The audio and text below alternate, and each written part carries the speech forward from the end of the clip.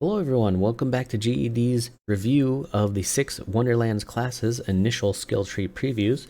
A lot of information has not reached us yet, but we're going through them anyways, seeing how they go. This is the third in our series, so we're just going down the road here to the GRAVEBORN.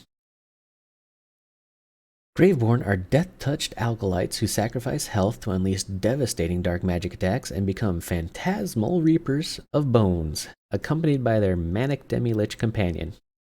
Devotees of death, Graveborn draw strength from the pain and passing of others, growing in power as they send souls of their enemies screaming into the void. Where most fear death, the Graveborn revel in it, and have made it an ally. Aided by powerful and ancient demi-lich bound to their service, the Graveborn knows that all power comes at a price paid in blood, whether that be of their foe or their own. Okay, so we have had a gameplay demo preview of the Graveborn. And let me just say that this class is kind of a big deal. they do a lot, even though it doesn't appear at first glance that they're amazing on paper, but they do a lot. Their passive is the Demi-Lich Companion here. They are accompanied by a floating Demi-Lich. Targets enemies at range and deals dark magic damage.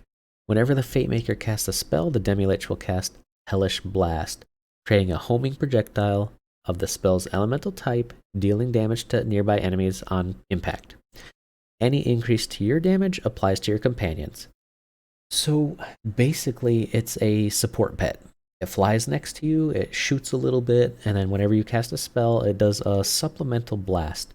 Now, from the demo gameplay we've seen, and we've seen pretty much how it works, it's not horribly powerful.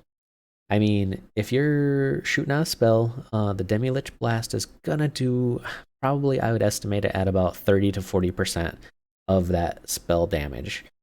It's just not gonna blow away entire maps of enemies. It's just a cool little supplemental damage that's thrown on when you chuck out spells. Is it scalable late game? Yes, most definitely. Like, there's a lot of abilities we'll look at shortly here that can buff it to be amazing.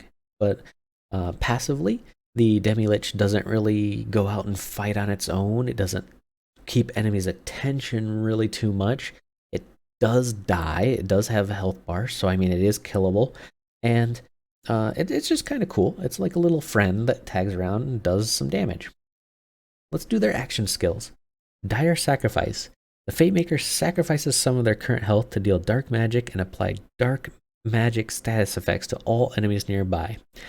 Dire Sacrifice deals a bonus damage proportional to the sacrificed amount of health. So if you build wards, or get wards and rings and whatever that boost your red bar up amazingly high, and you use this skill, I mean, it has potential to wreck an entire screen of enemies.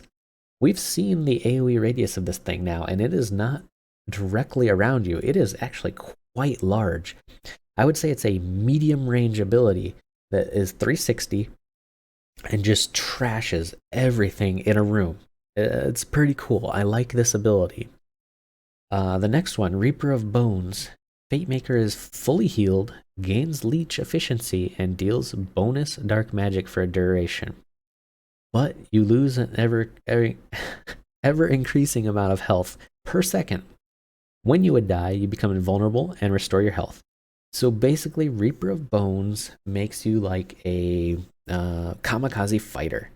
You start doing extra damage with dark magic, and you slowly lose your health, so you gotta be always firing, and you gotta be always shooting. And then when you die, you just come back with about 20 to 30% of your health. So I don't know. This one's a double-edged sword. I'm having a hard time talking about this ability. Because if you're in a higher tier of difficulty and you Reaper of Bones and you end up not really clearing most of the enemies out and you die and then you resurrect with 20 to 30% of your health, you're going to get one shot, like really quick. You're just going to go down. So really, you have to have the damage to back this ability up. It can be amazing in potential, but I would rather just like take a small chunk of my health and just AoE damage an entire swath of enemies with dire sacrifice. That's just my opinion. Your build may vary as you see fit. Both are legit active abilities. Passive skill tree tier 1, Mortal Vessel, maximum health and leech efficiency. Okay, this plays into both of your action skills. More health is good, more leech is good. It makes you stay up longer, makes you do more damage. Essence Drain, kill skill, cooldown rate is increased. Spell cooldown rate. So basically kill an enemy, get your spell cooldown to cycle your lich abilities and your spells. Faithful Thralls, the Fatemaker deals bonus damage for every companion you have. Companion respawn rate is improved.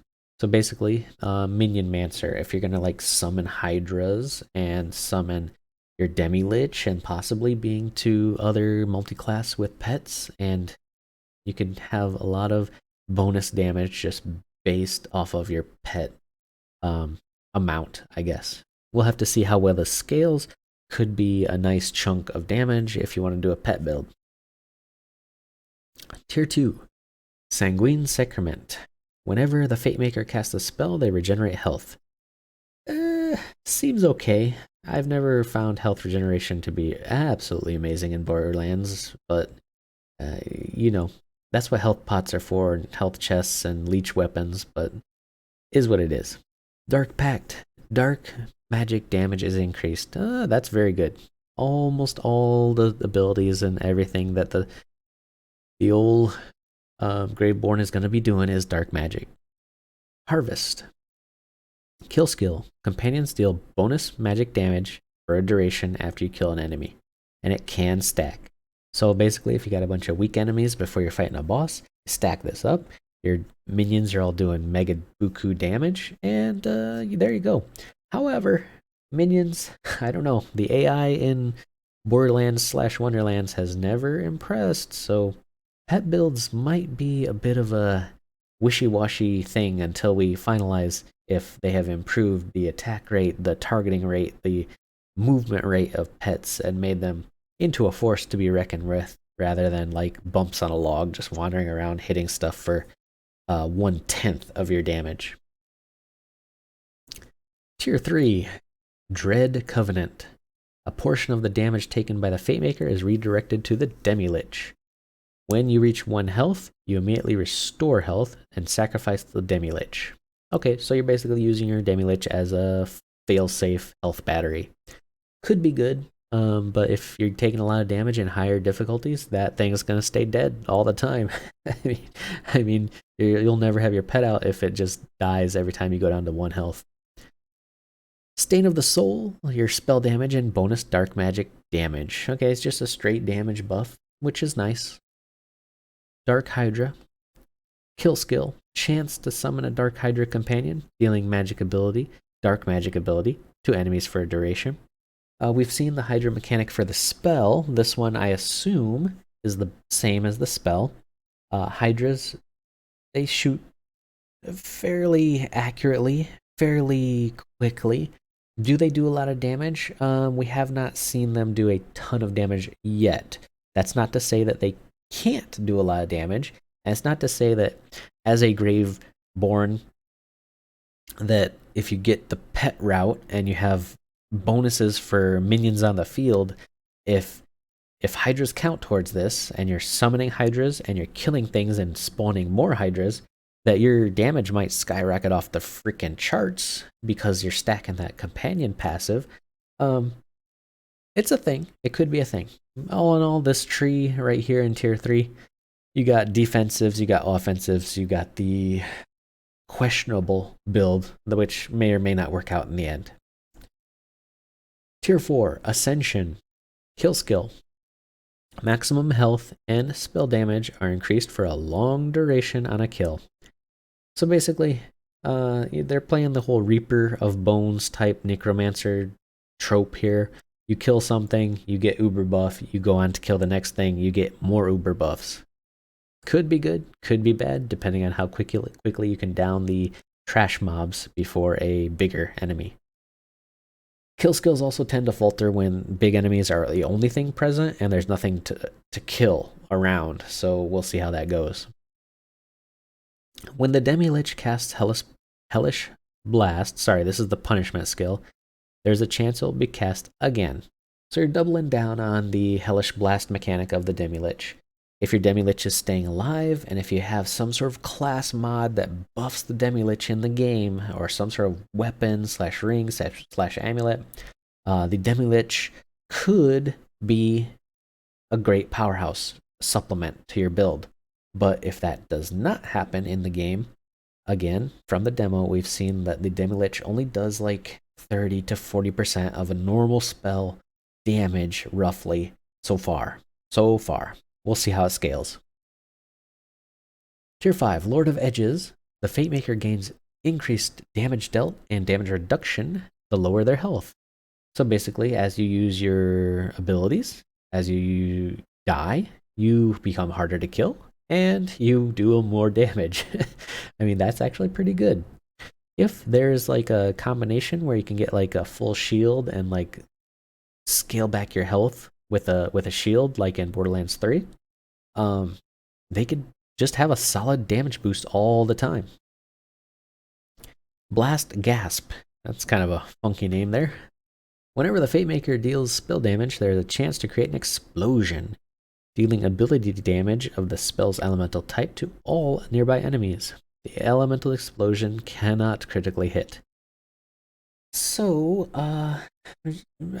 yeah, I mean, it seems like it'd be good, but we need to see the numbers on this. We need to see exactly how much of a damage bonus this is going to add to your spells when you cast them and that explosion triggers. If it does like a AoE nuke, like where it nukes like a wide area, yeah, I can see it. But we'll have to see how the actual spell damage scales up. Morhaim's Blessing? Casting a spell automatically activates all your kill skills. So once you reach tier 6, if you're not spec'd into kill skills, you probably should be, because their capstone literally is about killing stuff. It is about activating your action skill your spell and activating all your kill skills. So you chuck a spell out and boom, you're buffed. You got more health, more damage, more everything just coming in. Which, I mean, that sounds pretty hot right there. Especially if you multiclass right and get another spellcaster like the Spell Shot or maybe the Spore Warden, where all of your stuff is kind of synergizing into more and more damage every time you cast a spell. However, the Grave Warden, as a class, we'll have to wait and see. We'll just have to wait and see. They have a lot going for them in the demo. They look really cool. They play really cool.